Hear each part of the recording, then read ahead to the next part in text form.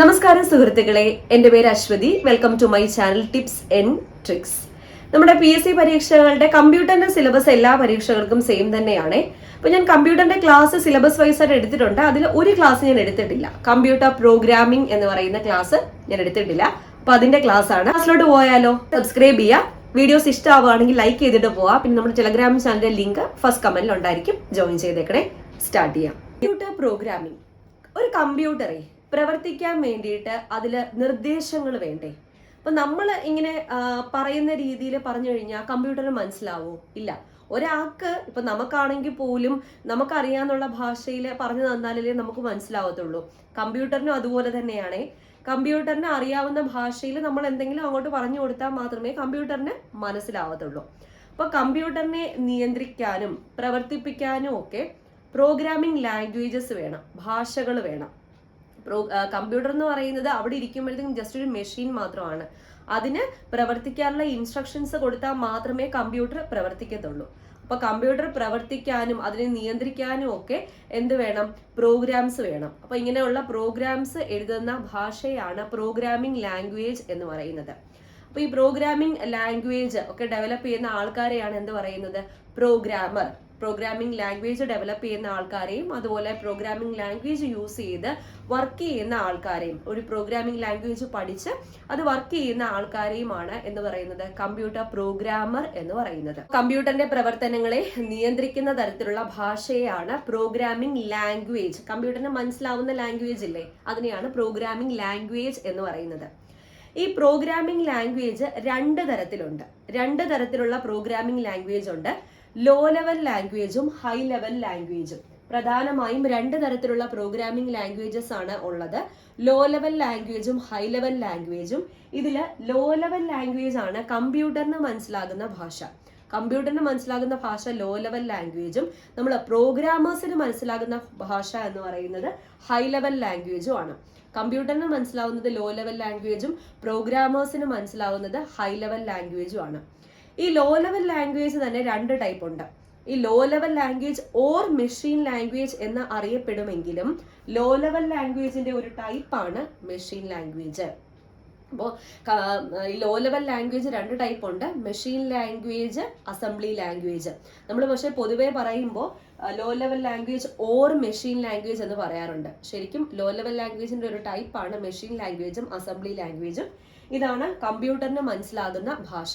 Law level language ആണ് കമ്പ്യൂട്ടറിന് മനസ്സിലാകുന്ന ഭാഷ. ലോ ലെവൽ ലാംഗ്വേജ് ആണ് ഫസ്റ്റ് ജനറേഷൻ കമ്പ്യൂട്ടറുകളിലൊക്കെ ഉപയോഗിച്ചുകൊണ്ടിരുന്നത്.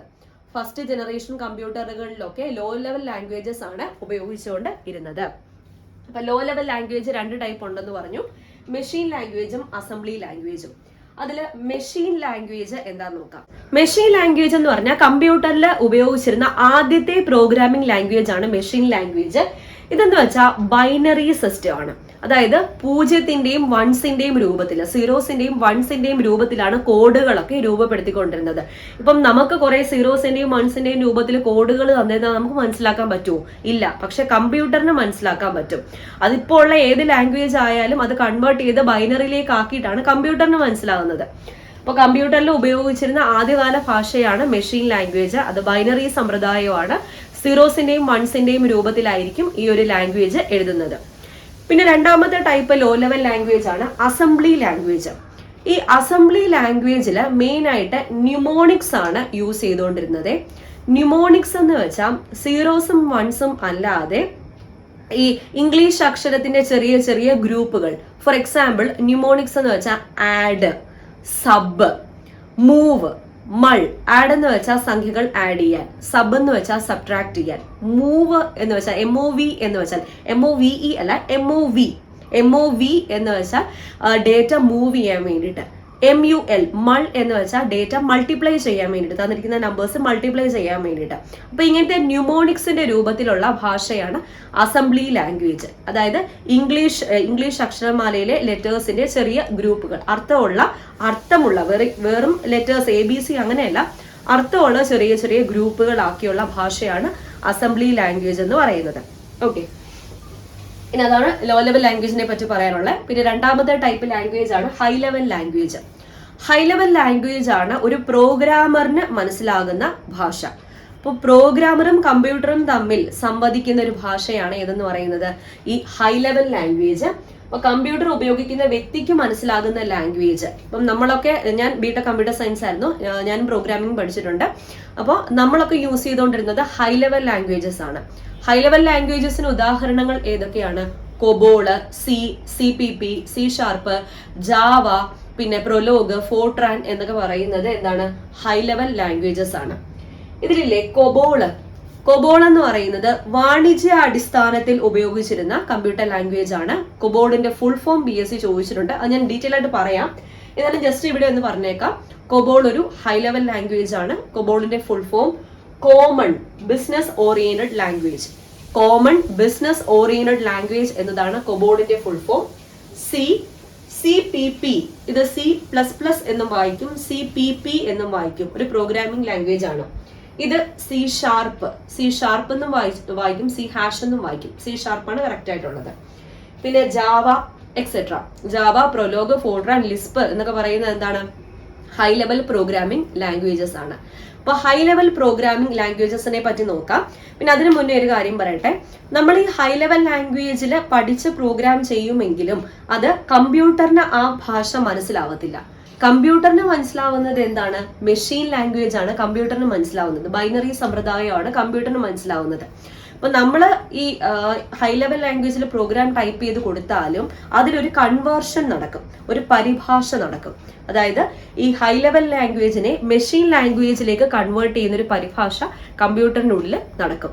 അപ്പൊ ഈ പരിഭാഷയ്ക്ക് ഹെൽപ്പ് ചെയ്യുന്നത് ലാംഗ്വേജ് പ്രോസസ്സേഴ്സ് ആണ്, അല്ലെങ്കിൽ ട്രാൻസ്ലേറ്റേഴ്സ് ആണ് ഇങ്ങനെ പരിഭാഷപ്പെടുത്താൻ വേണ്ടിയിട്ട് ഹെൽപ്പ് ചെയ്യുന്നത്. ഹൈ ലെവൽ ലാംഗ്വേജിൽ ഒരു പ്രോഗ്രാമർ എഴുതുന്ന ഹൈ ലെവൽ ലാംഗ്വേജിൽ നിന്ന് കമ്പ്യൂട്ടറിന് മനസ്സിലാകുന്ന മെഷീൻ ലാംഗ്വേജിലേക്ക് ഒരു പരിഭാഷ, ഒരു ട്രാൻസ്ലേഷൻ നടക്കും. അപ്പൊ ഈ ട്രാൻസ്ലേഷന് വേണ്ടിയിട്ട് ഹെൽപ്പ് ചെയ്യുന്ന സാധനങ്ങൾ എന്തൊക്കെയാണ് അടുത്തത് നോക്കാൻ പോകുന്നത്. നോക്കാം. ഇത് ട്രാൻസ്ലേഷൻ ആണ്. ട്രാൻസ്ലേഷൻ എന്നാൽ പരിഭാഷ. അതായത് ഹൈ ലെവൽ ലാംഗ്വേജിൽ എഴുതിയേക്കുന്ന ഒരു പ്രോഗ്രാം, ഈ ഹൈ ലെവൽ ലാംഗ്വേജിൽ എഴുതിയിരിക്കുന്ന പ്രോഗ്രാമിനെ പ്രോസസ്സിങ്ങിന് മുൻപ് ലോ ലെവൽ ലാംഗ്വേജിലേക്ക് മാറ്റുന്ന പ്രക്രിയയ്ക്ക് പറയുന്ന പേരാണ് ട്രാൻസ്ലേഷൻ. അപ്പൊ ഹൈ ലെവൽ ലാംഗ്വേജിൽ എഴുതിയിരിക്കുന്ന പ്രോഗ്രാമിനെ പ്രോസസ്സിങ്ങിന് മുൻപ് മെഷീൻ ലാംഗ്വേജിലേക്ക് കൺവേർട്ട് ചെയ്യുന്ന ആ ഒരു പ്രോസസ്സിന് പറയുന്ന പേരാണ് ട്രാൻസ്ലേഷൻ. ഈ ട്രാൻസ്ലേഷൻ ചെയ്യുന്ന പ്രോഗ്രാമുകളെ ട്രാൻസ്ലേറ്റേഴ്സ് എന്ന് പറയും. ട്രാൻസ്ലേറ്റേഴ്സ്. അപ്പൊ ഈ ഹൈ ലെവൽ ലാംഗ്വേജ് എഴുതാൻ വേണ്ടിയിട്ട് ഉപയോഗിക്കുന്ന ഭാഷ, പ്രോഗ്രാമിംഗ് ലാംഗ്വേജ് എഴുതാൻ വേണ്ടിയിട്ട് ഉപയോഗിക്കുന്ന ലാംഗ്വേജ് ഏതാണ്? ഇംഗ്ലീഷ് ലാംഗ്വേജിലാണ് നമ്മൾ ടൈപ്പ് ചെയ്യുന്നത്. ഒരു പ്രോഗ്രാമർ എന്ന് പറയുന്നത് ഞാൻ നേരത്തെ പറഞ്ഞ ഏതെങ്കിലും ഒരു computer language, COBOL, CPP, Java, C#, ഏതെങ്കിലും ഒരു കമ്പ്യൂട്ടർ ലാംഗ്വേജ് അറിയുന്ന വ്യക്തിയെയാണ് പ്രോഗ്രാമർ എന്ന് പറയുന്നത്. അപ്പൊ അദ്ദേഹം ഇംഗ്ലീഷ് ഭാഷയിലായിരിക്കും ടൈപ്പ് ചെയ്യുന്നത്, ഹൈ ലെവൽ ലാംഗ്വേജിലായിരിക്കും ടൈപ്പ് ചെയ്യുന്നത്. ഈ ഹൈ ലെവൽ ലാംഗ്വേജിലുള്ള പ്രോഗ്രാമിനെ പ്രോസസ്സിങ്ങിന് മുൻപ് ലോ ലെവൽ ലാംഗ്വേജിലേക്ക് കൺവേർട്ട് ചെയ്യണം. ആ കൺവേർട്ട് ചെയ്യാൻ വേണ്ടി യൂസ് ചെയ്യുന്ന പ്രോഗ്രാമുകളെയാണ് എന്ത് പറയുന്നത്? ട്രാൻസ്ലേറ്റേഴ്സ് എന്ന് പറയുന്നത്. പ്രധാനമായിട്ടും ട്രാൻസ്ലേറ്റേഴ്സ് 3 ടൈപ്പിലാണ് ഉള്ളത്. Assembler, compiler, interpreter. അസംബ്ലർ എന്താ ചെയ്യുന്നത്? അസംബ്ലി ലാംഗ്വേജിനെ മെഷീൻ ലാംഗ്വേജിലേക്ക് കൺവേർട്ട് ചെയ്യും. അസംബ്ലി ലാംഗ്വേജ് എന്ന് വെച്ചാൽ ന്യൂമോണിക്സ് യൂസ് ചെയ്ത് ടൈപ്പ് ചെയ്തേക്കുന്ന language. Mnemonics, example add, sub, mul, പിന്നെ ജമ്പ് മുതലായ ന്യൂമോണിക്സ് യൂസ് ചെയ്ത് ടൈപ്പ് ചെയ്തിരിക്കുന്ന ലാംഗ്വേജ് ആണ് അസംബ്ലി ലാംഗ്വേജ്. അസംബ്ലി ലാംഗ്വേജിനെ മെഷീൻ ലാംഗ്വേജിലേക്ക് കൺവേർട്ട് ചെയ്യുന്നതാണ് അസംബ്ലർ. ആ പേരിൽ തന്നെയുണ്ട്, അസംബ്ലി ലാംഗ്വേജിനെ മെഷീൻ ലാംഗ്വേജിലേക്ക് കൺവേർട്ട് ചെയ്യുന്നു. കമ്പൈലർ എന്താ ചെയ്യുന്നത്? ഹൈ ലെവൽ ലാംഗ്വേജിനെ മെഷീൻ ലാംഗ്വേജിലേക്ക് കൺവേർട്ട് ചെയ്യുന്നു. എൻറ്റയർ പ്രോഗ്രാമിനെയും ഓരോരോ ലൈൻ ബൈ ലൈൻ ആയിട്ട് അല്ല കൺവേർട്ട് ചെയ്യുന്നത്, മൊത്തത്തിൽ ആ പ്രോഗ്രാമിനെ, ഹൈ ലെവൽ ലാംഗ്വേജിൽ എഴുതിയിരിക്കുന്ന പ്രോഗ്രാമിനെ മെഷീൻ ലാംഗ്വേജിലേക്ക് കമ്പൈലർ കൺവേർട്ട് ചെയ്യുന്നു. ഇന്റർപ്രറ്റർ എന്താ ചെയ്യുന്നത്? ഹൈ ലെവൽ ലാംഗ്വേജിനെ ലൈൻ ബൈ ലൈൻ ആയിട്ടായിരിക്കും കൺവേർട്ട് ചെയ്യുന്നത്. അപ്പൊ ലൈൻ ബൈ ലൈൻ ഇങ്ങനെ തന്നെ എടുത്ത് ചോദിക്കും. ലൈൻ ബൈ ലൈൻ ആയിട്ട് കൺവേർട്ട് ചെയ്യുന്നത് ആര്? ഇന്റർപ്രറ്റർ ആണ്. ഹൈ ലെവൽ ലാംഗ്വേജിനെ ലൈൻ ബൈ ലൈൻ ആയിട്ട് മെഷീൻ ലാംഗ്വേജിലേക്ക് കൺവേർട്ട് ചെയ്യുന്നത്. അപ്പൊ ഔട്ട്പുട്ട് എപ്പോഴും എന്താണ്? മെഷീൻ ലാംഗ്വേജ് ആണ് ഔട്ട്പുട്ട്. അപ്പൊ ഇങ്ങനെ നമ്മൾ ട്രാൻസ്ലേറ്റ് ചെയ്യുമ്പോൾ തന്നെ ട്രാൻസ്ലേറ്റ് ചെയ്യുമ്പോൾ തന്നെ നമുക്ക് എറേഴ്സ് കണ്ടുപിടിക്കാൻ പറ്റും. നമ്മൾ എഴുതി വെച്ചേക്കുന്ന പ്രോഗ്രാമിൽ എന്തെങ്കിലും എറർ ഉണ്ടെങ്കിൽ, നമ്മളിപ്പോൾ പ്രോഗ്രാം എഴുതുന്നത് for example sum of 2 numbers, 2 numbers കണ്ടുപിടിക്കാനുള്ള പ്രോഗ്രാം ആയിരിക്കും എഴുതുന്നത്. അപ്പോൾ ആ പ്രോഗ്രാം നമ്മൾ ടൈപ്പ് ചെയ്ത് കൊടുത്തു, ടൈപ്പ് ചെയ്തതിനു ശേഷം കമ്പൈൽ ചെയ്യാൻ വേണ്ടി കൊടുക്കും. അപ്പോൾ കമ്പൈൽ ചെയ്യുമ്പോൾ നമുക്ക് എറേഴ്സ് എവിടെയൊക്കെയാണെന്ന് തെളിഞ്ഞു വരും. അപ്പോൾ എറേഴ്സ് കണ്ടുപിടിക്കുന്നതിനെയും അത് തിരുത്തുന്നതിനെയുമാണ് ഡീബഗ്ഗിംഗ് എന്ന് പറയുന്നത്. ബഗ്ഗിനെ കണ്ടുപിടിക്കുക. ഒരു കമ്പ്യൂട്ടർ പ്രോഗ്രാമിംഗ് ലാംഗ്വേജിലുള്ള എററിന്റെ പേരാണ് ബഗ്. ബഗ്ഗിനെ കണ്ടുപിടിക്കുകയും അത് തിരുത്തുകയും ചെയ്യുന്ന പ്രോസസ്സിന് പറയുന്ന പേരാണ് ഡീബഗ്ഗിംഗ്. ഇപ്പൊ തെറ്റ് അല്ലെങ്കിൽ എറർ 2 ടൈപ്പിലുണ്ടാകാം. സിന്റാക്സ് എററും ലോജിക്കൽ എററും.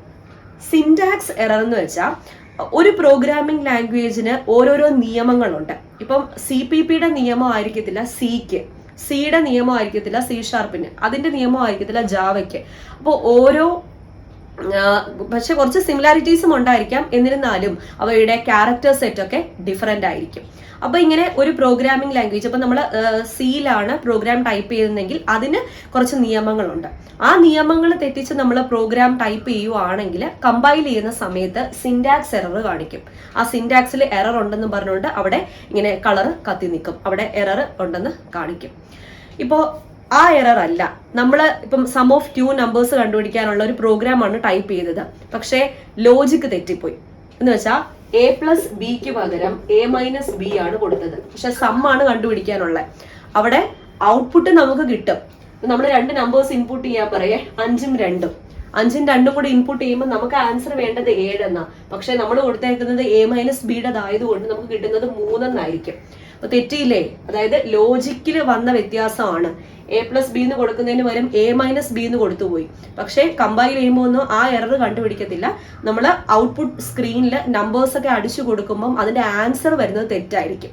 അപ്പോൾ എടുത്ത് നോക്കുമ്പോഴായിരിക്കും മനസ്സിലാവുന്നത് അത് ലോജിക്കൽ എററാണ്, നമ്മുടെ ലോജിക്കിൽ പറ്റിയ എററാണ്. അങ്ങനെ 2 ടൈപ്പ് എറേഴ്സ് ഉണ്ട്, സിന്റാക്സ് എററും ലോജിക്കൽ എററും. ലോജിക്കൽ എറർ കണ്ടുപിടിക്കാൻ വേണ്ടി പറ്റത്തില്ല, അത് നമ്മുടെ യുക്തിപൂർവ്വം എന്താണ് എവിടെയാണ് തെറ്റിയത് എന്ന് കണ്ടുപിടിച്ചോണം. സിന്റാക്സ് എറർ അവർ കാണിച്ചു തരും, സിന്റാക്സിൽ വന്ന എററാണ്. ഇനി കുറച്ച് പ്രോഗ്രാമിംഗ് ലാംഗ്വേജസും അതിന്റെ സവിശേഷതകളുമാണ് നോക്കാൻ പോകുന്നത്. ആദ്യത്തെ പ്രോഗ്രാമിംഗ് ലാംഗ്വേജ് കൊബോൾ ആണ്.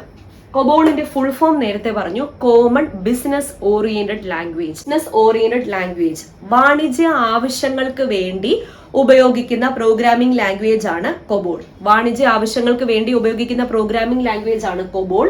പ്രൊലോഗും ലിസ്പും ആർട്ടിഫിഷ്യൽ ഇന്റലിജൻസിൽ ഉപയോഗിക്കുന്ന പ്രോഗ്രാമിംഗ് ലാംഗ്വേജസ് ആണ് ഏതൊക്കെ? പ്രൊലോഗും ലിസ്പും.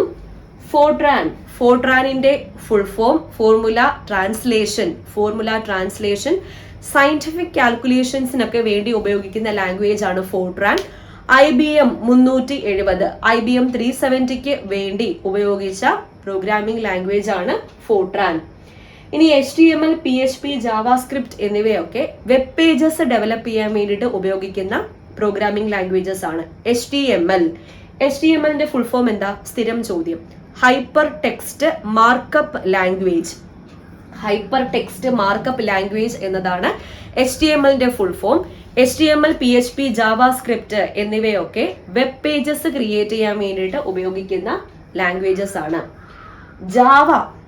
ജാവ മൊബൈൽ ഫോൺസിലും കമ്പ്യൂട്ടേഴ്സിലും ഒക്കെ വ്യാപകമായി ഉപയോഗിക്കുന്ന പ്രോഗ്രാമിംഗ് ലാംഗ്വേജ് ആണ് ജാവ. മൊബൈൽ ഫോൺസിലും കമ്പ്യൂട്ടേഴ്സിലും ഒക്കെ വ്യാപകമായി ഉപയോഗിക്കുന്ന പ്രോഗ്രാമിംഗ് ലാംഗ്വേജ് ആണ് ജാവ. ജാവയുടെ ഉടമസ്ഥാവകാശം സ്വന്തമാക്കിയ സ്ഥാപനം ഏതാണ്? Oracle corporation. ഒറാക്കിൾ എന്ന സ്ഥാപനം, ഒറാക്കിൾ കോർപ്പറേഷൻ എന്ന സ്ഥാപനമാണ് ജാവ എന്ന പ്രോഗ്രാമിംഗ് ലാംഗ്വേജിന്റെ ഉടമസ്ഥാവകാശം സ്വന്തമാക്കിയത്. ജാവ ആദ്യകാലങ്ങളിൽ അറിയപ്പെട്ട പേരാണ് ഓക്ക് എന്ന് ആദ്യകാലങ്ങളിൽ പണ്ടുകാലങ്ങളിൽ അറിയപ്പെട്ട പ്രോഗ്രാമിംഗ് ലാംഗ്വേജ് ആണ് ജാവ. ജാവ ഡെവലപ്പ് ചെയ്ത ഡെവലപ്പർ ആരാണ്? പ്രോഗ്രാമർ ആരാണ്? ജെയിംസ് ഗോസ്ലിംഗ് ആണ് ജാവ ഡെവലപ്പ് ചെയ്തത്. ബേസിക് ആ പേര് പോലെ തന്നെ പഠിക്കാനും അതുപോലെ പ്രോഗ്രാം ചെയ്യാനും ഒക്കെ എളുപ്പമുള്ള ലാംഗ്വേജ് ആണ് ബേസിക് എന്ന് പറയുന്നത്. വളരെ എളുപ്പത്തിൽ പഠിച്ചെടുക്കാവുന്ന ലാംഗ്വേജ് ആണ് ബേസിക്. ഇനി ഊപ്പ് ലാംഗ്വേജസിന് എക്സാമ്പിൾ ഏതൊക്കെ? ഊപ്സ് എന്ന് വെച്ചാൽ ഒബ്ജക്ട് ഓറിയന്റഡ് പ്രോഗ്രാമിംഗ് സിസ്റ്റം ആണ്. ഒബ്ജക്ട് ഓറിയന്റഡ് പ്രോഗ്രാമിംഗ് സിസ്റ്റം ലാംഗ്വേജസിന്റെ ഉദാഹരണങ്ങളാണ് CPP, C#, CPP, CPP അല്ലെങ്കിൽ CPP, Java, visual basic, Java script എന്നിവയൊക്കെ ഊപ്സ് ലാംഗ്വേജസിന് ഉദാഹരണങ്ങളാണ്. Object oriented programming language system, അതാണ് ഊപ്സിന്റെ ഫുൾ ഫോം ചോദിച്ചിട്ടുണ്ട്. Object oriented programming language system ഇതിന് ഉദാഹരണങ്ങളാണ് CPP, Java, Java script, visual basic മുതലായവ. Okay, ഇനി കുറച്ച് ഈ ലാംഗ്വേജസ് ഇല്ലേ, ലാംഗ്വേജസ് ഒക്കെ ഡെവലപ്പ് ചെയ്ത ആൾക്കാരുടെ പേരും കൂടി ഒന്ന് പഠിച്ചു വെക്കാം. അടുത്ത ടോപ്പിക് വളരെ ഇമ്പോർട്ടന്റ് ആണ്. പ്രധാനപ്പെട്ട പ്രോഗ്രാമിംഗ് ലാംഗ്വേജസും അത് ഡെവലപ്പ് ചെയ്ത ആൾക്കാരെയും പറ്റിയാ പറയുന്നത്. ബി എന്നൊരു പ്രോഗ്രാമിംഗ് ലാംഗ്വേജ് ഉണ്ടായിരുന്നു, അത് ഡെവലപ്പ് ചെയ്തത് കെൻ തോംസൺ ആണ് ബി ഡെവലപ്പ് ചെയ്തത്. ഇതിൽ പ്രധാനമായിട്ടും സി ഓർത്തോളൂ, പ്രീവിയസ് ക്വസ്റ്റ്യൻ. സി എന്ന പ്രോഗ്രാമിംഗ് ലാംഗ്വേജ് ഡെവലപ്പ് ചെയ്തത് ഡെന്നിസ് റിച്ചിയാണ് സി എന്ന പ്രോഗ്രാമിംഗ് ലാംഗ്വേജ് ഡെവലപ്പ് ചെയ്തത്. CPP ഡെവലപ്പ് ചെയ്തത് ബി സ്ട്രോസ്ട്രപ്പ് ആണ്. ബി സ്ട്രോസ്ട്രപ്പ് ആണ് CPP എന്ന ലാംഗ്വേജ് ഡെവലപ്പ് ചെയ്തത്.